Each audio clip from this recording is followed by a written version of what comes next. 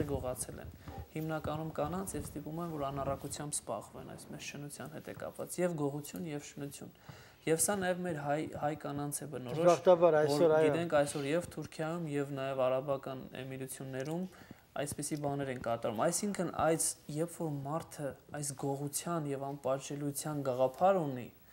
արդեն հանգում է նրան, որ կարող է նույնիսկ մարդ գողանալ, մարդու ինքնությունը գողանալ։ Ոչ միայն գողանալ, խաբում են եւ տանում են, այսինքն գողանալ է։ Գողանալ է։ Այսինքն եթե անձնագիրը վերցնում ես իրեն գողանում ես եւ իրեն ստիպում ես, որ մի շնություն անի, որտեղ ստիպված է մարդը, ճար չունի, այնտեղ պիտի մնա, ուրիշ ինչ ունի անելիք։ Մեկ ուրիշ բան ասեմ, մեզ թվում է, թե մենք այսօր ստրուկներ չունենք, ճորտեր։ Այսօր հենց նույն այս Ամերիկայի Միացյալ Նահանգներում, եթե փաստերը նայեք,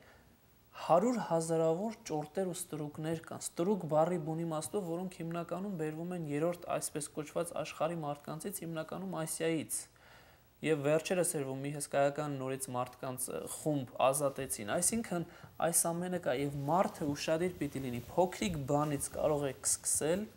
եւ այդ ամենը կարող է դառնել մեծագույն եւ դա ինչից է գալիս, Հայկ, գալիս է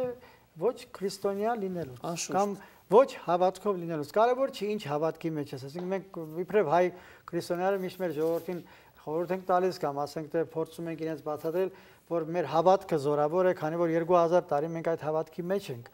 Ուրեմն ուրիշ հավատներ Աստված իրենց հետ մենք չենք մեղադրում ուրիշ հավատքին։ Բայց եթե որևէ հավատք եթե մարդը ունի, իր մեջ կա սրտանց այդ հավատքը, անգեղծ հավատքը, նա չի կարող որևէ մեկին գողանալ, չի կարող նրան ուրիշ մեղքի մեջ պարտադրել։ Որտեղ պետք է մտածի, որ նույն բանը կարող է դիմացին իրեն անի։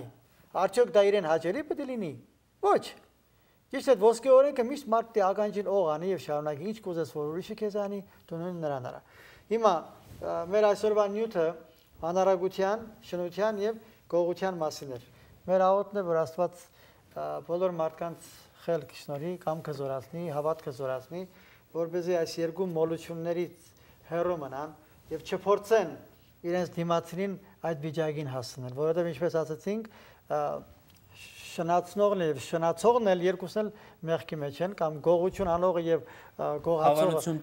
գողություն գողացված ապրանքը ստացողը հավանություն տվողը երկուսն էլ հավասար նույն մեղքի մեջ են։ Ոչ գողացեք, ոչ էլ գողացվածից վերցրեք, ոչ շնացեք, ոչ էլ շնություն շնացրեք, ինչպես ասում են։ Այո։ Մեր աղոթն է, որ Աստված ձեզ ուժ տա,